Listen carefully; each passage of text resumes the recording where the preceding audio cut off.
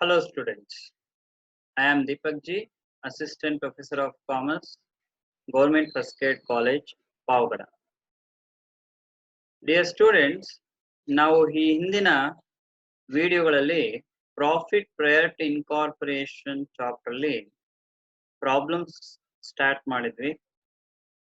ನೀವು ಹಿಂದಿನ ವಿಡಿಯೋಗಳಲ್ಲಿ ಗಮನಿಸಿದ ಹಾಗೆ we have to calculate time ratio, sales ratio or ratio which is required for a particular problem. ಆ ratios ಎಲ್ಲ ಕ್ಯಾಲ್ಕುಲೇಟ್ ಮಾಡಿ ವೇರಿಯಬಲ್ ಎಕ್ಸ್ಪೆನ್ಸಸ್ನೆಲ್ಲ ಸೇಲ್ಸ್ ರೇಷಿಯೋದ ಡಿವೈಡ್ ಮಾಡಿ ಫಿಕ್ಸ್ಡ್ ಎಕ್ಸ್ಪೆನ್ಸಸ್ ಎಲ್ಲ ಟೈಮ್ ರೇಷಿಯೋ ಡಿವೈಡ್ ಮಾಡಿ ಆಕ್ಚುಯಲ್ ಪ್ರೀ ಆಕ್ಚುಯಲ್ ಪೋಸ್ಟ್ ಯಾವ ರೀತಿ allocate ಮಾಡಬೇಕು ಅಂತ ಹೇಳಿ ಒಂದೆರಡು ಪ್ರಾಬ್ಲಮ್ ಅಲ್ಲಿ ಎಕ್ಸ್ಪ್ಲೈನ್ ಮಾಡಿದ್ವಿ, ಸೊಲ್ಯೂಷನ್ ಕೂಡ ಮಾಡಿದ್ವಿ. ಹಾಗೆ ಇವತ್ತಿನ ಸೆಷನ್ ಅಲ್ಲಿ ನಾವು ಮತ್ತೆ ಈ ಚಾಪ್ಟರ್ ಅಲ್ಲಿ ಕಂಟಿನ್ಯೂಯೇಷನ್ ಆಫ್ ಪ್ರಾಬ್ಲಮ್ಸ್ ಮಾಡೋಣ. Problem number 5. ಪ್ರಾಬ್ಲಮ್ ನಂಬರ್ 5 ಈ ರೀತಿ ಇದೆ. Shashidhar Limited was incorporated on 1st August 2019 to take over the business of Bhaskar Limited as a going concern from 1st April 2019. ಅಂದ್ರೆ ಶಶಿಧರ್ ಲಿಮಿಟೆಡ್ ಅನ್ನುವಂತಹ ಒಂದು company incorporate ಆಗಿದೆ 1st April 2019 to take over the business of Bhaskar Limited. Bhaskar Limited ಏನಿತ್ತು existing business that has to be taken over by Shashidhar Limited, which was incorporated on 1st August as a going concern. The existing business na Shashidhar Limited, they have been taking over as a going concern from 1st April 2019. ಹಾಗಾದ್ರೆ 1st April 2019 ಯಾವ date ಅಂತ ಹೇಳ್ಬೋದು? As usual, date of acquisition. ಹಾಗಾದ್ರೆ 1st August 2019 ನಾವು ಯಾವ ರೀತಿ ಹೇಳ್ಬೋದು? Date of incorporation ಅವರೇ ಹೇಳ್ಬಿಟ್ಟಿದ್ದಾರೆ. ಹಾಗಾದ್ರೆ ಡೇಟ್ ಆಫ್ ಅಕ್ವಿಸಿಷನ್ ಗೊತ್ತಾಯ್ತು, ಡೇಟ್ ಆಫ್ ಇನ್ಕಾರ್ಪೊರೇಷನ್ ಗೊತ್ತಾಯ್ತು. As usual year end date ನಿಮ್ಗೆ ದಟ್ ಮುಂದೆ ಗೊತ್ತಾದ ಪ್ರಾಬ್ಲಮ್ ಅಲ್ಲಿ the total turn over for the year ending 31st March 2020 was ₹20 lakh. 31st March 2020 year end date. ನಮ್ಮ ಮುಂದಕ್ಕೆ ಈ ಡೇಟ್ಗಳೆಲ್ಲ ಬೇಕಾಗುತ್ತೆ. ಇಲ್ಲಿ ಟೋಟಲ್ ಟರ್ನ್ ಓವರ್ ಕೊಟ್ಟಿದ್ದಾರೆ. What it means? Total turn over indicates total sales. Total sales for the year ending 31st March 2020 was ₹20 lakh divided into 6 lakh for the period up to 1st August 2019 and ₹14 lakh for the remaining period ಅಂತ ಹೇಳ್ತಾರೆ. That means 6 lakh for the period up to 1st August 2019. ಹಾಗಾದ್ರೆ ಮತ್ತೆ ಗಮನಿಸ್ಕೊಳ್ಳಿ, 1st August 2019 ಅನ್ನೋದಿಲ್ಲ, already ನಾವಿಲ್ಲೆಲ್ಲೋ ಗಮನಿಸಿದ್ವಿ. ಮೇಲಿನ information 1st August 2019 is a date of incorporation. ಹಾಗಾದ್ರೆ ನಿಮ್ಗೆ already ಗೊತ್ತಾಗ್ತಾ ಇದೆ up to the date of incorporation, from the date of acquisition to the date of incorporation ಏನೆಲ್ಲ amount ಬರುತ್ತೋ ಅವೆಲ್ಲ ಕೂಡ ಪ್ರೀ ಇನ್ಕಾರ್ಪೊರೇಷನ್. ಹಾಗಾದ್ರೆ 6 lakh ಅನ್ನೋದು ಪ್ರೀ ಇನ್ಕಾರ್ಪೊರೇಷನ್ ಸೇಲ್ಸ್ ಆಗೋಯ್ತು. ಇನ್ನು ಉಳಿದಿರೋ 14 lakh for the remaining period. For the remaining period ಅಂತ ಹೇಳಿದ್ರೆ ಆಫ್ಟರ್ ಇನ್ಕಾರ್ಪೊರೇಷನ್.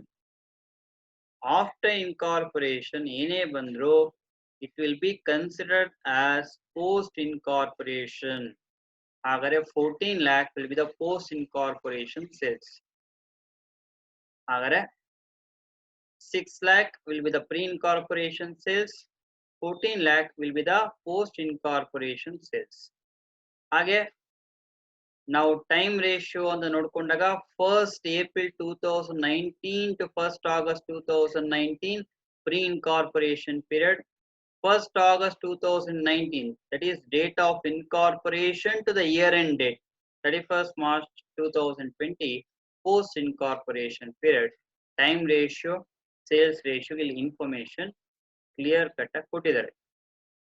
ಹಾಗಾದ್ರೆ ನೆಕ್ಸ್ಟ್ ಏನ್ ಹೇಳ್ತಾ ಇದ್ದಾರೆ, from the following profit and loss account of Shashidhar limited for the year ended 31st March 2020, ascertain the profit earned prior to and post incorporation period. You have to prepare profit prior to and prior after in the profit and loss account. ಹಾಗಾದ್ರೆ profit and loss account ಕೊಟ್ಟಿದ್ದಾರೆ. Profit and loss account ನೋಡಿ. Profit and loss account for the year ended 31st March 2020. Gross profit credit side ಅಲ್ಲಿ ಇದೆ. ನಾವು ಇಲ್ಲಿ profit and loss account items ಹೇಳ್ತಾ ಹಾಗೆ ಯಾವ ರೇಷಿಯೋ ಡಿಸ್ಟ್ರಿಬ್ಯೂಟ್ ಮಾಡಬೇಕು ಅನ್ನೋದ್ರ ಬಗ್ಗೆನೂ ಹಾಗೆ ಡಿಸ್ಕಷನ್ ಮಾಡೋಣ. Gross profit as usual, that is always been allocated on the basis of sales ratio. ಹಾಗಾದ್ರೆ ಸೇಲ್ಸ್ ರೇಷಿಯೋ ಕ್ಯಾಲ್ಕುಲೇಟ್ ಮಾಡ್ತೀರಾ, ಮಾಡಿದ್ಮೇಲೆ ಸೇಲ್ಸ್ ರೇಷಿಯೋ ಡಿವೈಡ್ ಮಾಡಿ. ಇನ್ಕಮ್ ಇನ್ಯಾವುದೂ ಇಲ್ಲ, only one item, no other item, therefore move on to the expenses. Rent and rates. Rent and rates ಅಂತ ಬಂದಾಗ rent ಅಂದ್ರೆ as usual ಬಾಡಿಗೆ. ಬಾಡಿಗೆ ಯಾವಾಗ ಕೊಡ್ತೀವಿ? Every month we will pay. Every month you will pay fixed or variable. We will pay rent every month a fixed amount.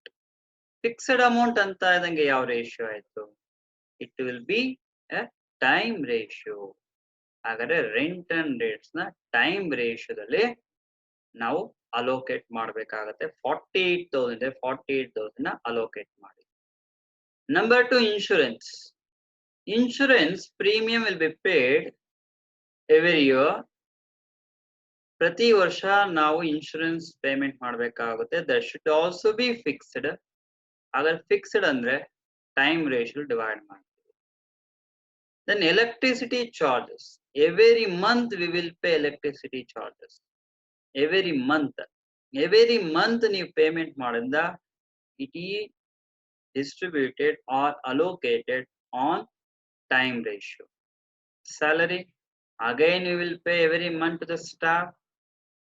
Agar every month you are paying to the staff, therefore it should be divided on time ratio. Next, director fees. Director fees, managing director fees, managing director remuneration or MD remuneration, ಇವೆಲ್ಲ incur ಆಗ್ತಕ್ಕಂಥದ್ದು after incorporation. After incorporation ಅಂದ್ರೆ that amount will be considered as actual post. Actual ಪೋಸ್ಟ್ಗೆ allocate ಮಾಡ್ತೀರಾ direct amount full. ಹಾಗಾದ್ರೆ auditor fees audit conduct ಮಾಡ್ತಕ್ಕಂಥದ್ದು at the end of the year. ಹಾಗಾದ್ರೆ at the end of the year ಅಂದ್ರೆ it is pre-incorporation or post-incorporation ಅಂತ ಬಂದಾಗ it is post-incorporation period. Therefore, auditor fees should be entire amount considered as actual post ಆಗಿರುತ್ತೆ. Then commission ಕೊಡ್ತಕ್ಕಂಥದ್ದು ಏನ್ರ ಮೇಲೆ usually commission will be paid on the basis of sales. How much sales is made, that amount of commission will be paid to the salesman. ಹಾಗಾದ್ರೆ sales very ಆದಾಗೆಲ್ಲ commission very ಆಗುತ್ತೆ. therefore commission to be allocated on sales ratio. ಹಾಗಾದ್ರೆ ನಾವು next item ಹೋಗಕ್ಕಿಂತ ಮುಂಚೆ ಇಲ್ಲಿರೋ item ನಾನು ಹೇಳ್ತಾ ಬರ್ತಾ ಇದ್ದೀನಿ with reasons. why it should be time ratio, why it should be sales ratio, why it should be actual post or actual pre ಅಂತ ಬಂದಾಗ ನೀವು just think of and decide.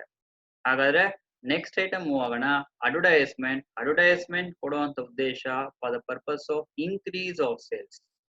ಆದ್ರೆ advertisement should also varied as per the sales. ಹಾಗಾಗಿ sales ರೇಷಿಯೋದಲ್ಲಿ divide ಮಾಡ್ತೀರಾ. Discount ಬನ್ನಿ, discount ಯಾವಾಗ ಕೊಡ್ತೀವಿ? Discount allowed. ಯಾವಾಗ ಬರ್ತಕ್ಕಂಥದ್ದು when we are making a sales. When we are making a sales ಅಂತ ಬಂದಾಗ discount should be allocated in sales ratio. Then office expenses, office ಅಲ್ಲಿ ಎಕ್ಸ್ಪೆನ್ಸಸ್ ಸಣ್ಣ ಪುಟ್ಟ ಖರ್ಚುಗಳು ಆಗ್ತಾ ಇರುತ್ತೆ. ಎವ್ರಿ ಕಂಪನಿ ಆಫೀಸ್ ಎಕ್ಸ್ಪೆನ್ಸಸ್ ಗೋಸ್ಕರ some amount has been retained, ಸ್ವಲ್ಪ ಅಮೌಂಟ್ ನ ಅವರು ತೆಗೆದಿಟ್ಟಿರ್ತಾರೆ. ಹಾಗಾಗಿ the should be allocated on time ratio. Carriage, profit and loss account ಅಲ್ಲಿ ಕ್ಯಾರೇಜ್ ಕೊಟ್ಟಿದ್ದಾರೆ ಅಂದ್ರೆ ದಟ್ ಮೀನ್ಸ್ ಕ್ಯಾರೇಜ್ ಔಟ್ವರ್ಡ್ಸ್ ಆಗಿರುತ್ತೆ. Carriage outwards, cottage outwards or freight outwards, ಈ ಎಲ್ಲಾ ಐಟಮ್ ಇನ್ಕರ್ ಆಗ್ತಕ್ಕಂಥದ್ದು when we are making a sales. Sale ಮಾಡ್ಬೇಕಾದ್ರೆ to carry the goods from one side or one place to another place certain expenses are incurred. ಹಾಗಾಗಿ carriage outwards sale ಮಾಡುವಾಗ incur ಆಗ್ತಕ್ಕಂಥದ್ದು. therefore it should be allocated on sales ratio. Then bank charges. The bank will charge to the customers a fixed amount. ಒಂದು fixed amount ನ charge ಮಾಡ್ತಾರೆ. Fixed amount charge ಮಾಡ್ತಾರೆ ಅಂದ್ರೆ fixed ಅಂತ ಇದ್ದಂಗೆ ನಿಮ್ಗೆ ಗೊತ್ತಾಯ್ತು is time ratio. Then preliminary expenses written off. Again, any fictitious assets written off will be treated as actual post. ಹಾಗಾಗಿ ಎಂಟೈರ್ ಅಮೌಂಟ್ ಆಕ್ಚುಯಲ್ ಪೋಸ್ಟ್ ಗೆ ಕನ್ಸಿಡರ್ ಮಾಡ್ತೀರಾ. Next bad debts. Bad debts incur ಆಗ್ತಕ್ಕಂಥದ್ದು sales ಮಾಡುವಾಗ. ಹಾಗಾದ್ರೆ sale ಮಾಡುವಾಗ incur ಆಗ್ತಕ್ಕಂಥ bad debts will be allocated on sales ratio. ಹಾಗಾಗಿ bad debts ಅಂತಕ್ಕಂಥದ್ದು the debt which are irrecoverable ಅಂತ ಬಂದಾಗ, ಇರ್ರಿಕವರಬಲ್ ಯಾವಾಗ when there was a credit sale. ಹಾಗಾಗಿ ಸೇಲ್ಸ್ ರೇಷಿಯೋದಲ್ಲಿ ಡಿವೈಡ್ ಮಾಡ್ತೀರಾ. ಕ್ರೆಡಿಟ್ ಸೇಲ್ ಆದಾಗ certain customers will not pay the debt in time, therefore it will become bad debt. ಹಾಗಾಗಿ sales ಆಗಿರೋದ್ರಿಂದ create ಆಗಿರ್ತಕ್ಕಂತಹ item bad debts. ಹಾಗಾಗಿ sales ratio divide ಮಾಡಿ. Then next, interest on loan. As you know, loan ಮೇಲೆ ಬರ್ತಕ್ಕಂಥ interest we will paid in monthly. Every month we will pay the interest. ಬಡ್ಡಿ ಕಟ್ತಾ ಹೋಗ್ತೀರಾ. There should be a timely basis. Timely basis ಅಂದಾಗ again it will be time ratio divide ಮಾಡಬೇಕು. The net profit. net profit ಯಾವ ratio? Most important, net profit ನ ಯಾವುದೇ ಕಾರಣಕ್ಕೂ allocate ಮಾಡೋದಿಲ್ಲ. ನೀವು ಜ್ಞಾಪಕ ಇಟ್ಕೊಳ್ಳಿ, ನೆಟ್ ಪ್ರಾಫಿಟ್ ಏನ್ 2,40,000 ಇದೆ ಪ್ರಾಬ್ಲಮ್ ಅಲ್ಲಿ, ನಾವು statement of profit and loss account ಮಾಡಿದ್ಮೇಲೆ pre incorporation profit, post incorporation profit ಏನ್ ಅಮೌಂಟ್ ಬರುತ್ತೆ, ಆ ಎರಡೂ ಅಮೌಂಟ್ ನ ಆಡ್ ಮಾಡಿದ್ರೆ ಇಲ್ಲಿರ್ತಕ್ಕಂಥ ನೆಟ್ ಪ್ರಾಫಿಟ್ ಗೆ ಈಕ್ವಲ್ ಆಗ್ಬೇಕು. ಇಲ್ಲಿರ್ತಕ್ಕಂಥ ನೆಟ್ ಪ್ರಾಫಿಟ್ ಗೆ ಅಮೌಂಟ್ ಏನಾಗ್ಬೇಕಾಗಿರುತ್ತೆ, ಈಕ್ವಲ್ ಆಗ್ಬೇಕಾಗಿರುತ್ತೆ. ಹಾಗಾಗಿ ನೀವೇನ್ ಮಾಡ್ಬೇಕಾಗತ್ತೆ, ನೆಟ್ ಪ್ರಾಫಿಟ್ ನ ನೀವು ಅಲೋಕೇಟ್ ಮಾಡಕ್ ಹೋಗ್ಬಾರ್ದು. That is most important. Net profit ನ ನೀವು ಅಲೋಕೇಟ್ ಮಾಡಿದ್ರೆ ಅಗೇನ್ ನಿಮ್ಗೆ ಸೊಲ್ಯೂಷನ್ ರಾಂಗ್ ಆಗಿರುತ್ತೆ.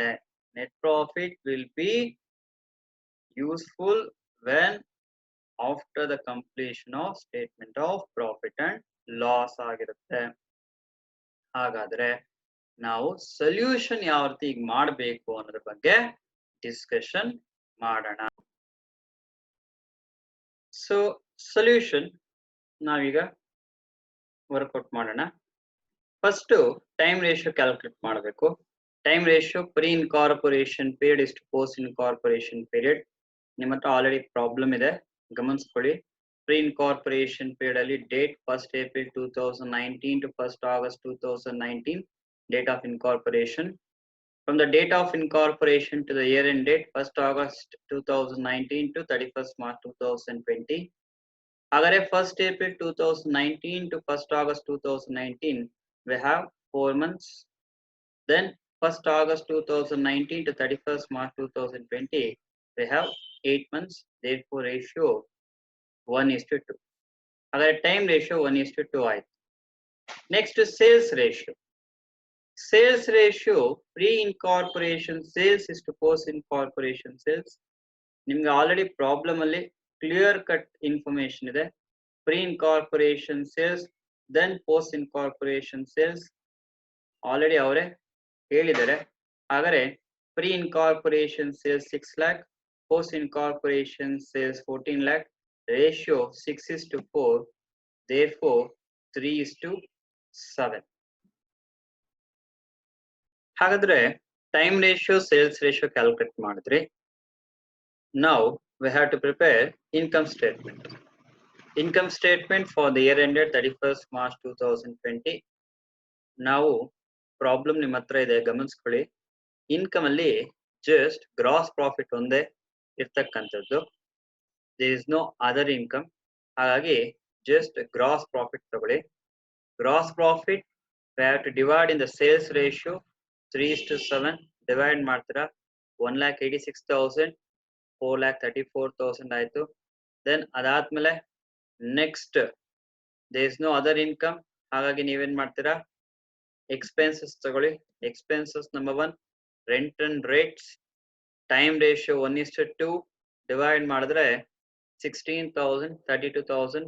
ಈ ಪ್ರಾಬ್ಲಮ್ ನೋಡಿ 48,000 ಇದೆ. 48,000 ರೆಂಟ್ ಅಂಡ್ ರೇಟ್ಸ್ ಇದೆ. 1:2 ಟೈಮ್ ರೇಷಿಯೋದಲ್ಲಿ ಡಿವೈಡ್ ಮಾಡಿದ್ರೆ ಪ್ರೀಗೆ 16,000, ಪೋಸ್ಟ್ಗೆ 32,000 ಆಗಿರುತ್ತೆ. Next item insurance. ನಿಮ್ಮ ಪ್ರಾಬ್ಲಮ್ ನೋಡಿ 12,000 ಇದೆ. ಟೈಮ್ ರೇಷಿಯೋ 1:12 ಡಿವೈಡ್ ಮಾಡಿದ್ರೆ ಪ್ರೀ 4,000, ಪೋಸ್ಟ್ 8,000 ಆಗಿದೆ. Next electricity charges. ನಿಮ್ಮ ಪ್ರಾಬ್ಲಮ್ ಅಲ್ಲಿ 9,600 ಇದೆ. ಟೈಮ್ ರೇಷಿಯೋದಲ್ಲಿ ಡಿವೈಡ್ ಮಾಡಿ pre incorporation 3,200, post incorporation 6,400. The next item salaries. Time ratio 1:2, pre incorporation ಅಲ್ಲಿ 48,000, ಪೋಸ್ಟ್ ಇನ್ಕಾರ್ಪೊರೇಷನ್ ಅಲ್ಲಿ 96,000.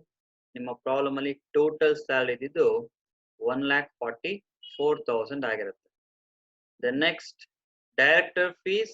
Actual post entire amount belongs to post incorporation period 12,400. Audit fees, again actual post entire amount belong to post incorporation, totally 6,000. Commission 3:7 sales ratio divide ಮಾಡಿ pre incorporation ಅಲ್ಲಿ 7,200, post ಅಲ್ಲಿ 16,800 ಆಗಿರುತ್ತೆ. Total amount divide ಮಾಡಿದಾಗ advertisement ಬನ್ನಿ. Advertisement ನಿಮ್ಗೆ again sales ratio 3:7 divide ಮಾಡಬೇಕು. ನಿಮ್ಮ problem ಅಲ್ಲಿ 16,000 ಕೊಟ್ಟಿದ್ದಾನೆ.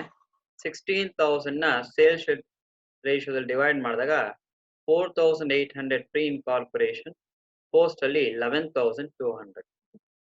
Then discount again sales ratio 3:7. ನಿಮ್ಮ ಪ್ರಾಬ್ಲಮ್ ಅಲ್ಲಿ ಇರ್ತಕ್ಕಂಥ ಅಮೌಂಟ್ ಡಿವೈಡ್ ಮಾಡ್ಕೊಳ್ಳಿ. ನಿಮ್ಮ ಪ್ರಾಬ್ಲಮ್ ಅಲ್ಲಿ 14,000 ಇತ್ತು. ಪ್ರೀ ಇನ್ಕಾರ್ಪೊರೇಷನ್ ಅಲ್ಲಿ 4,200, ಪೋಸ್ಟ್ ಇನ್ಕಾರ್ಪೊರೇಷನ್ ಅಲ್ಲಿ 9,800. Next office expenses. Time ratio 1:12 divide ಮಾಡಿ pre incorporation 10,000, post incorporation 20,000. Total ನಿಮ್ಮ ಪ್ರಾಬ್ಲಮ್ ಪ್ರಾಫಿಟ್ ಲಾಸ್ ಕೊಂಡಿದ್ದು 30,000. Then carriage sales ratio 3:7. ನಿಮ್ಮ ಪ್ರಾಬ್ಲಮ್ ಅಲ್ಲಿ ಇರ್ತಕ್ಕಂಥ ಅಮೌಂಟ್ ಟೋಟಲ್ ಅಮೌಂಟ್ ಎಷ್ಟಿತ್ತು ಅಂದ್ರೆ ನಿಮ್ಗೆ 12,000 ಇತ್ತು. therefore pre incorporation amount 3,600, post incorporation 8,400. Next bank charges ಕೊಟ್ಟಿದ್ದಾರೆ. Bank charges time ratio 1:12 divide ಮಾಡಿ ನಿಮ್ಮ ಪ್ರಾಬ್ಲಮ್ ಅಲ್ಲಿ ಟೋಟಲ್ 6,000 ಕೊಟ್ಟಿದ್ದಾರೆ. ಹಾಗಾದ್ರೆ 1:12 ಡಿವೈಡ್ ಮಾಡಿದ್ರೆ pre incorporation 2,000, post incorporation 4,000. Next item preliminary expenses ಇಟ್ಟು ನಾವು actual post entire amount belongs to post incorporation period ಆಗಿರುತ್ತೆ. Next bad debts.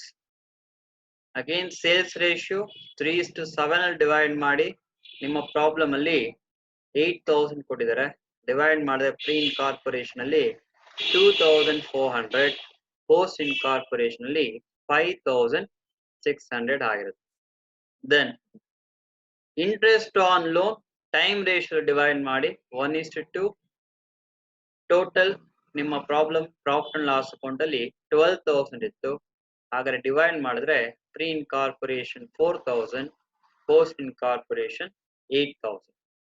ದೆನ್ ಇಷ್ಟು ಟೋಟಲ್ ಹಾಕೊಂಡ್ರೆ ಟೋಟಲ್ ಎಕ್ಸ್ಪೆನ್ಸಸ್ ಪ್ರೀ ಇನ್ಕಾರ್ಪೊರೇಷನ್ ಅಲ್ಲಿ 1,09,400, ಪೋಸ್ಟ್ ಇನ್ಕಾರ್ಪೊರೇಷನ್ ಅಲ್ಲಿ 2,07,600. ಹಾಗಾದ್ರೆ ಇನ್ಕಮ್ ಅಲ್ಲಿ ಎಕ್ಸ್ಪೆನ್ಸಸ್ ನ ಲೆಸ್ ಮಾಡಿ net profit transfer to capital reserve. Capital reserve ಯಾವುದಕ್ಕೆ? ಪ್ರೀ ಇನ್ಕಾರ್ಪೊರೇಷನ್ ಪೀರಿಯಡ್ ಬರ್ತಕ್ಕಂಥ ಪ್ರಾಫಿಟ್ ನ ಕ್ಯಾಪಿಟಲ್ ರಿಸರ್ವ್ ಟ್ರಾನ್ಸ್ಫರ್ ಮಾಡಿ, ಪೋಸ್ಟ್ ಇನ್ಕಾರ್ಪೊರೇಷನ್ ಬರ್ತಕ್ಕಂಥ ಪ್ರಾಫಿಟ್ ನ profit and loss appropriation account transfer ಮಾಡಿ. ಹಾಗಾದ್ರೆ ಇನ್ಕಮ್ ಅಲ್ಲಿ ಎಕ್ಸ್ಪೆನ್ಸಸ್ ನ ಲೆಸ್ ಮಾಡಿದ್ರೆ ಪ್ರೀ ಇನ್ಕಾರ್ಪೊರೇಷನ್ ಅಲ್ಲಿ 76,600 rupees ಬರುತ್ತೆ. ಪೋಸ್ಟ್ ಇನ್ಕಾರ್ಪೊರೇಷನ್ ಪೀರಿಯಡ್ ಅಲ್ಲಿ 1,63,400 ಪ್ರಾಫಿಟ್ ಬರುತ್ತೆ. ಇವೆರಡು ಟೋಟಲ್ ಹಾಕೊಂಡ್ರೆ, ನಾನಾಗ್ಲೇ ಪ್ರಾಬ್ಲಮ್ ಸ್ಟಾರ್ಟಿಂಗ್ ಅಲ್ಲಿ ಹೇಳಿದೆ, pre incorporation profit, post incorporation profit ಇವೆರಡೂ ಟೋಟಲ್ ಹಾಕೊಂಡ್ರೆ ನಿಮ್ಮ problem profit and loss account ಅಲ್ಲಿ ಇರ್ತಕ್ಕಂಥ ನೆಟ್ ಪ್ರಾಫಿಟ್ ಗೆ ಸೇಮ್ ಅಮೌಂಟ್ ಆಗಿರಬೇಕು. ನಿಮ್ಮ ಪ್ರಾಬ್ಲಮ್ ಟೋಟಲ್ ಅಮೌಂಟ್ 2,40,000 ಇದೆ ನೆಟ್ ಪ್ರಾಫಿಟ್. ಇವೆರಡು ಟೋಟಲ್ ಹಾಕೊಳ್ಳಿ ಕ್ಯಾಲ್ಕುಲೇಟರ್ ಅಲ್ಲಿ, ನಿಮ್ಗೆ 2,40,000 rupees ಬಂದಿರುತ್ತೆ. ಸೊ ಈ ಪ್ರಾಬ್ಲಮ್ ಅಲ್ಲಿ ನಂಬರ್ ಆಫ್ ಐಟಮ್ ಜಾಸ್ತಿ ಇದೆ.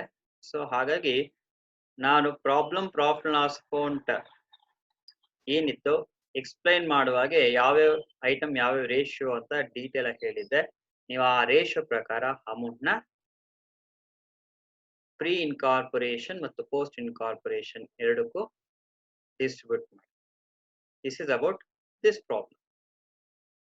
ಹಾಗಾದ್ರೆ we just move on to next problem. Problem number 6. Problem number 6 ಏನಿದೆ ನೋಡಿ. ಪ್ರಾಬ್ಲಮ್ ನಂಬರ್ 6 ಈ ರೀತಿ ಇದೆ. ಏನಿದೆ? Darshan company limited was formed on 1st July 2016 to take over the business formerly carried on by Messrs. Namrata Traders as from 1st April 2016. ಅಂದ್ರೆ Darshan company form ಆಯ್ತು ಯಾವಾಗ? 1st July 2016. ಯಾವಾಗ ತಗೊಂಡೋಗಿದ್ದು? From 1st April 2016. Taken over business formally carried on by Namrata traders as from 1st April 2016. ಹಾಗಾದ್ರೆ 1st April 2016 is the date of acquisition. 1st July 2016 is the date of incorporation. ಹಾಗಾದ್ರೆ 1st April 2016 date of acquisition in the date of incorporation. ನಮಗೆ April May June 3 months ಆಯ್ತು. 3 months pre incorporation period. ಇನ್ನು ಉಳಿದಿರೋದು post incorporation period. ನಮಗೆ year and date ಕೊಟ್ಟಿರ್ತಾರೆ problem ಅಲ್ಲಿ. ಆ problem year and date ಬಂದಾಗ ಪೋಸ್ಟ್ ಇನ್ಕಾರ್ಪೊರೇಷನ್ ಪೀರಿಯಡ್ ಬಗ್ಗೆ ಹಾಗೆ ಡಿಸ್ಕಷನ್ ಮಾಡೋಣ. ಪ್ರಾಬ್ಲಮ್ ಕಂಟಿನ್ಯೂಟಿ ಮಾಡ್ತಾ ಇದ್ದೀನಿ. It was agreed that all the profit made subsequent to this latter date should belonging to the company, but interest on purchase consideration rupees 1,50,000 at the rate of 6% per annum should be paid to the vendors until the final settlement which took place on 1st September 2016. ಏನ್ ಹೇಳುತ್ತೆ ಇದು ಅಂತ ಹೇಳಿದ್ರೆ ನಿಮ್ಗೆ, it was agreed that all the profit made subsequent to this latter date ಅಂದ್ರೆ date of incorporation ಆದ್ಮೇಲೆ ಏನೇ profit ಬಂದು should belong into the company, but interest on purchase consideration 1,50,000 ಇದೆ. ಅದ್ಮೇಲೆ ಇಂಟ್ರೆಸ್ಟ್ 6% per annum ಕೊಡ್ಬೇಕಂತೆ. should be paid to the vendors until the final settlement which took place on 1st September 2016. Date of incorporation ಆದಾಗ್ಯೂ ಕೂಡ purchase consideration settlement ಮಾಡಿಲ್ಲ. therefore you have to make final settlement. ಯಾವ date ಅಲ್ಲಿ ಮಾಡ್ತಾ ಇದೆ? 1st September 2016. ನೋಡಿ, ಇದು ಯಾವ್ದೋ ಒಂದು ಎಕ್ಸ್ಟ್ರಾ ಡೇಟ್ ಕೊಡಿದಾನೆ. ಇದು year end data? No. 1st September 2016 is not the year end date. ಹಾಗಾದ್ರೆ 1st September 2016 ಯಾವ ಡೇಟ್ ಅದು? It is a date of settlement of purchase consideration. Date of settlement of purchase consideration. ಹಾಗಾದ್ರೆ ಆ item ಆ date ಯಾಕೆ ಕೊಟ್ಟಿದ್ದಾರೆ, ನಾವು ಮುಂದೆ ಸೊಲ್ಯೂಷನ್ ಮಾಡೋ ನಿಮ್ಗೆ ಕ್ಲಾರಿಟಿ ಕೊಟ್ಟಿರ್ತಾರೆ. ಇಲ್ಲಿ 3 ಡೇಟ್ ಇದೆ, ಗಮನಿಸ್ಕೊಳ್ಳಿ. ಒಂದು, ಸೊ ನೀವು ಜಸ್ಟ್ ಈ 3 ಡೇಟ್ ಹ್ಯಾವ್ ಟು ಕನ್ಸಿಡರ್. ಒಂದು 1st July 2016, then 1st April 2016, then 1st September 2016. 3 date ಇದೆ. ಈ 3 date, number 1 1st April 2016 date of acquisition, 1st July 2016 date of incorporation, 1st September 2016 date of final settlement ಆಗಿರುತ್ತೆ. ಹಾಗಾದ್ರೆ ನೀವು ಮಾಡ್ಬೇಕಾದ್ರೆ ಏನಿಲ್ಲಿ, ಈ 3 date ನಾವು ಮುಂದೆ ಸೊಲ್ಯೂಷನ್ ಮಾಡ್ಬೇಕಾದ್ರೆ ಬೇಕಾಗುತ್ತೆ. ಹಾಗಾದ್ರೆ ನೆಕ್ಸ್ಟ್ ಏನಿದೆ ಪ್ರಾಬ್ಲಮ್ ಅಲ್ಲಿ, profit and loss account for the year end date ಕೂಡ ನೋಡಿ ಇಲ್ಲಿ 31st March 2016. 3 ಡೇಟ್, 4 ಡೇಟ್ ಆಗೋಯ್ತು. ಇಯರ್ ಎಂಡ್ ಡೇಟ್ ಬೇರೆ ಒಂದಿದೆ. Then profit and loss account ಇದೆ. ದೆನ್ ಆಫ್ಟರ್ವರ್ಡ್ಸ್ ಒಂದು ಅಡ್ಜಸ್ಟ್ಮೆಂಟ್ ಕೊಟ್ಟಿದ್ದಾರೆ. Then calculate from the above pre and post incorporation profit. Okay, right. Adjustment ಯಾವ್ದ್ರ ಬಗ್ಗೆ ಇದೆ, ಬ್ಯಾಡ್ ಡೆಟ್ಸ್ ಬಗ್ಗೆ ಇದೆ. Okay, right. ಇಲ್ಲಿ ಇರ್ತಕ್ಕಂಥ ಐಟಮ್ ಆಫ್ ಎಕ್ಸ್ಪೆನ್ಸಸ್ ಯಾವ ರೇಷಿಯೋ ಅಂತ ಫಸ್ಟ್ ತಿಳ್ಕೊಳ್ಳೋಣ. ಮೊದಲನೇದಾಗಿ ಕ್ರೆಡಿಟ್ ಸೈಡ್ ನೋಡ್ಕೊಳ್ಳೋಣ. Gross profit. Gross profit usually sales ratio. Okay, sales ratio ನಾವು ಡಿಸ್ಕಷನ್ ಮಾಡೋದ ನೋಡಿ. ನೋ, ಸೇಲ್ಸ್ ರೇಷಿಯೋಗೆ ಕ್ಯಾಲ್ಕುಲೇಟ್ ಮಾಡೋದಕ್ಕೆ ಏನಾದ್ರು ಇನ್ಫಾರ್ಮೇಶನ್ ಕೊಟ್ಟಿದೆ ನೋಡಿ. ಪ್ರಾಬ್ಲಮ್ ಆಲ್ರೆಡಿ ನಿಮ್ಮ ಹತ್ರ ಇದೆ, ಗಮನಿಸಿ. ನೋ, ಹಾಗಾದ್ರೆ ಸೇಲ್ಸ್ ಬಗ್ಗೆ ಏನು ಇನ್ಫಾರ್ಮೇಶನ್ ಕೊಟ್ಟಿಲ್ಲ. Direct or indirect information is not given for calculating sales ratio. ಹಾಗಾದ್ರೆ ಈಗ ಗ್ರಾಸ್ ಪ್ರಾಫಿಟ್ ನ ಯಾವ ರೇಷಿಯೋ ಡಿವೈಡ್ ಮಾಡಬೇಕು? ನಾವು ಇಷ್ಟು ದಿನ ಮಾಡ್ತಾ ಇದ್ದು gross profit we will divide on the basis of sales ratio, but here there is no information about sales. ಹಾಗಾದ್ರೆ ಸೇಲ್ಸ್ ಬಗ್ಗೆ ಇನ್ಫಾರ್ಮೇಶನ್ ಕೊಟ್ಟಿಲ್ಲ ಅಂದ್ರೆ ನೀವು ಯಾವ ರೇಷಿಯೋ ಡಿವೈಡ್ ಮಾಡ್ತೀರಾ? ಯಾವ ರೇಷಿಯೋ ಅಂದ್ರೆ very simple. In the absence of sales ratio, we have to distribute on the basis of time ratio. Most important. Again, I am telling you, in the absence of calculating sales ratio calculate ಮಾಡಕ್ಕೆ ಏನೂ information ಕೊಟ್ಟಿಲ್ಲ ಅಂದ್ರೆ sales ರೇಷಿಯೋದಲ್ಲಿ divide ಮಾಡ್ತಕ್ಕಂಥ items, especially gross profit divided on time ratio. Gross profit ನ time ratio divide ಮಾಡ್ಬೇಕು. ನಾನು theoretical aspect explain ಮಾಡ್ಬೇಕಾದ್ರೆ ಹೇಳಿದೆ, gross profit first preference sales ratio.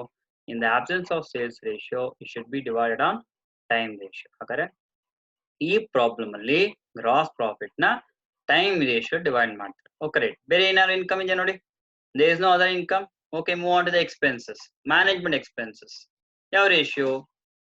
Management expenses, general expenses, trade expenses, sundry expenses, administrative expenses, ಈ ರೀತಿ expenses ಎಲ್ಲ incurred on timely basis. Therefore time ratio divide ಮಾಡಿ management expenses. ಹಾಗಾದ್ರೆ next item bad debts. Bad debts ಯಾವ ratio? Usually sales ratio. In this problem, it is very difficult or there is no information regarding calculation of sales ratio. ಹಾಗಾದ್ರೆ ಬೇರೆ ಏನಾದ್ರು adjustment ಇದೆಯಾ? Yes, we have an adjustment. See, after profit loss account ಆದ್ಮೇಲೆ ನೋಡಿ, it was found that of the bad debts written off ₹300 related to bad debts taken over by the company. Totally 600 ಇತ್ತು. ಇದರಲ್ಲಿ 300 rupees relating to the debts taken over by the company. Company taken over ಮಾಡೋದು ಯಾವಾಗ? Before incorporation, after incorporation? I am asking, just you think of. ನಾನು ಆಗಾಗ repeat ಮಾಡ್ತಾನೆ ಇರ್ತೀನಿ, company form ಆಗೋದು Before incorporation, after incorporation? It is after incorporation. After incorporation ಅಂದ್ರೆ free ಆಗುತ್ತಾ post ಆಗುತ್ತೆ? Very simple, it is post. ಹಾಗಾದ್ರೆ 300 rupees ನೀವೇನ್ ಮಾಡ್ತೀರಾ? ಪೋಸ್ಟ್ ಇನ್ಕಾರ್ಪೊರೇಷನ್ ಪೀರಿಯಡ್ ತಗೊಳ್ಳಿ. ಇನ್ಕಮ್ ಸ್ಟೇಟ್ಮೆಂಟ್ ಅಲ್ಲಿ 600 ಇದೆ. ಓಕೆ, 300 ಪೋಸ್ಟ್ ಆಯ್ತು ಅಂದ್ರೆ ಇನ್ನು ಉಳಿದಿರೋ 300 ಪ್ರೀ ಇನ್ಕಾರ್ಪೊರೇಷನ್ ಆಗಿರುತ್ತೆ. ಹಾಗಾದ್ರೆ ಬ್ಯಾಡ್ ಡೆಟ್ಸ್ ಪ್ರೀ 300, ಪೋಸ್ಟ್ 300 ಆಗಿದೆ. Then next interest vendor. ಈ ಐಟಮ್ ಯಾವ ರೇಷಿಯೋ ಡಿವೈಡ್ ಮಾಡಬೇಕು? ಇಂಟ್ರೆಸ್ಟ್ ವೆಂಡರ್ ನಾನು ಥಿಯರಿಟಿಕಲ್ ಆಸ್ಪೆಕ್ಟ್ ಮಾಡುವಾಗ ಬಹಳ ಕ್ಲಿಯರ್ ಕಟ್ ಆಗಿ ಹೇಳಿದೆ. Again I am reminding, interest vendor or interest on purchase consideration is to be allocated on the basis of revised time ratio. Revised time ratio divide ಮಾಡಬೇಕು. ಹಾಗಾದ್ರೆ ಮೇಲ್ಗಡೆ ಇರ್ತಕ್ಕಂಥ information problem ಅಲ್ಲಿ ಹಾಗೆ ನಾನು ಹೇಳ್ತಾ ಇದ್ದೆ, ಒಂದು ಎಕ್ಸ್ಟ್ರಾ ಡೇಟ್ ಕೊಟ್ಟಿದ್ದಾನೆ, ಸೆಟಲ್ಮೆಂಟ್ ಡೇಟ್, ಅದ್ ಮುಂದೆ ಸೊಲ್ಯೂಷನ್ ಬೇಕಾಗತ್ತೆ ಅಂತ ಹೇಳಿದ್ದೆ. ನೋಡಿ, ಆ ಇಂಟ್ರೆಸ್ಟ್ ವೆಂಡರ್ ಕ್ಯಾಲ್ಕುಲೇಷನ್ಗೆ, ಐಟಮ್ ಅಲೋಕೇಶನ್ಗೆ ರಿವೈಸ್ಡ್ ಟೈಮ್ ರೇಷಿಯೋ ಕ್ಯಾಲ್ಕುಲೇಷನ್ ಬೇಕಾಗತ್ತೆ. ನೆಕ್ಸ್ಟ್ ನಾವು ರಿವೈಸ್ಡ್ ಟೈಮ್ ರೇಷಿಯೋ ಕ್ಯಾಲ್ಕುಲೇಟ್ ಮಾಡುವಾಗ ಮತ್ತೆ ಅದನ್ನ ರಿಮೈಂಡ್ ಮಾಡ್ತೀನಿ. Therefore interest vendor or interest on purchase consideration ಕೊಟ್ಟಿದ್ರೆ ನೀವೇನ್ ಮಾಡ್ಬೇಕಾಗುತ್ತೆ? You have to calculate revised time ratio. 3750 rupees ಕೊಟ್ಟಿದ್ದಾರೆ. 3750 ಕೊಟ್ಟಿದ್ದಾರೆ. ಅಕಸ್ಮಾತ್ ನಿಮ್ಗೆ 3750 ಹೇಗ್ ಬಂತು ಅನ್ನೋದಾದ್ರೆ ನೋಡಿ, ಪ್ರಾಬ್ಲಮ್ ಅಲ್ಲಿ ಪರ್ಚೇಸ್ ಕನ್ಸಿಡರೇಷನ್ ಎಷ್ಟಿದೆ? 1,50,000 ಇದೆ. 1,50,000 ಮೇಲೆ ಎಷ್ಟು ಪರ್ಸೆಂಟ್? 6% ಹಾಕೊಳ್ಳಿ. Into date of acquisition to date of settlement 1st September, 1st April to 1st September. ಎಷ್ಟು ಮಂತ್ಸ್ ಆಗುತ್ತೆ? April, May, June, July, August. April, May, June, July, August 5/12. 1,50,000 into 6% into 5/12. ನೀವು calculate ಮಾಡಿದ್ರೆ calculate ನೋಡಿ, calculate ಮಾಡಿದ್ರೆ ಅಲ್ವಾ 3,750 amount ಬರುತ್ತೆ. Same amount calculation. Therefore interest vendor amount ಈ ರೀತಿ ಕ್ಯಾಲ್ಕುಲೇಟ್ ಮಾಡಬಹುದು ಅಂತ ಹೇಳ್ತಾ ಇದ್ದೀನಿ. Therefore interest vendor 3,750 to be allocated on the base of revised time ratio ಆಗಿರುತ್ತೆ. Then next preliminary expense return of director fees. ಇವೆರಡು ನೋಡ್ಕೊಳ್ಳೋಣ. ಎರಡು ಆಲ್ರೆಡಿ ಪ್ರತಿ ಪ್ರಾಬ್ಲಮ್ ರಿಪೀಟ್ ಆಗ್ತಾ ಇದೆ. ಯಾವ ರೇಷಿಯೋ? ರೇಷಿಯೋ ಬರೋದಿಲ್ಲ, is entirely post. Actual post ಅಲ್ಲಿ ಡಿವೈಡ್ ಮಾಡಿ. ಡಿಪ್ರಿಸಿಯೇಷನ್, ಎಸ್, ಡಿಪ್ರಿಸಿಯೇಷನ್ ಕ್ಯಾಲ್ಕುಲೇಟ್ ಮಾಡೋದು, ಚಾರ್ಜ್ ಮಾಡೋದು ಆನ್ ಫಿಕ್ಸ್ಡ್ ಅಸೆಟ್. ಹಾಗಾದ್ರೆ ಯಾವ ರೇಷಿಯೋ? ಡಿಪ್ರಿಸಿಯೇಷನ್ ಚಾರ್ಜ್ ಮಾಡೋದು ಫಿಕ್ಸ್ಡ್ ಅಸೆಟ್ ಅಂದಾಗ fixed asset to be used for production every day. therefore it should be calculated or divided on timely basis. ಹಾಗಾದ್ರೆ timely base ಅಂದ್ರೆ time ratio. ಇಲ್ಲಿರೋದೇ time ratio ಒಂದೇ, sales ratio ಕ್ಯಾಲ್ಕುಲೇಟ್ಗೆ information ಇಲ್ಲ. Then next net profit. Net profit ನಮಗೆ final answer ಬಂದ್ಮೇಲೆ cross verification ಬೇಕಾಗುತ್ತೆ. Then ಬೇರೆ ಏನಿದೆ? Adjustment. Already bad debts return of adjustment ಇದೆ. ಆಲ್ರೆಡಿ ಬ್ಯಾಡ್ ಡೆಟ್ಸ್ ಐಟಮ್ ಮಾತಾಡುವಾಗ ಅದ್ರ ಬಗ್ಗೆ ಫುಲ್ ಕ್ಲಾರಿಟಿ ಇನ್ಫಾರ್ಮೇಶನ್ ಕೊಟ್ಟಿದ್ದೀನಿ. Then calculate from the above pre and post incorporation profit. ಹಾಗಾದ್ರೆ ಈಗ ನಾವೇನ್ ಮಾಡಬೇಕು? ಒಂದು time ratio, next revised time ratio, next statement of profit and loss or income statement ನೋಡ್ಕೊಳ್ಳಿ. Time ratio pre incorporation period ಇಷ್ಟು post incorporation period. Pre incorporation period 1st April 2016 to 1st July 2016. ಎಷ್ಟು month ಬರುತ್ತೆ ನೋಡಿ? we have 3 months. 1st July 2016 to 31st March 2017 we have 9 months. Therefore 3:9 ಅಂದ್ರೆ 1:3 ಆಯ್ತು time ratio. Next most important revised time ratio. Revised time ratio pre-incorporation is to post-incorporation period up to the date of settlement. That is most important. Up to the date of settlement ಮಾತ್ರ ಹಾಕೊಬೇಕು. ಅದಕ್ಕೋಸ್ಕರನೇ ನಾವು revised time ratio ಅಂತ calculate ಮಾಡ್ತಕ್ಕಂಥದ್ದು ಅಥವಾ ಕರಿತಕ್ಕಂಥದ್ದು. ಹಾಗಾದ್ರೆ pre incorporation period already ನೋಡಿದಿರಾ, 1st April 2016 to 1st July 2016, 3 months. 1st July 2016 to 1st September 2016. September consider ಮಾಡಬೇಕೋ ಬೇಡ?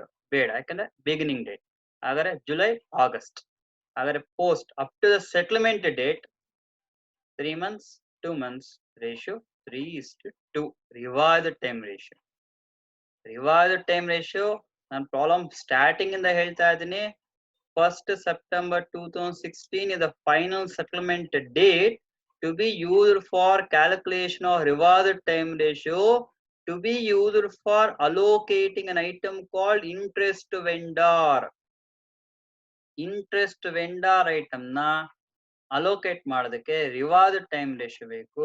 ರಿವೈಸ್ಡ್ ಟೈಮ್ ರೇಷಿಯೋ ಕ್ಯಾಲ್ಕುಲೇಟ್ ಮಾಡೋದಕ್ಕೆ ಸೆಟಲ್ಮೆಂಟ್ ಡೇಟ್ ಬೇಕು. ಆ ಸೆಟಲ್ಮೆಂಟ್ ಡೇಟ್ ಯಾವುದಂದ್ರೆ 1st September 2016. ಹಾಗಾದ್ರೆ 3 months is to 2 months, 3:2 ratio ಆಯ್ತು. Then move on to the solution. Income statement for the year ended 31st March 2016. First gross profit 60,000 with the total problem ನೋಡಿ. Gross profit ಎಷ್ಟಿದೆ? 60,000 ಇದೆ. Time ratio divide ಮಾಡ್ತೀರಾ.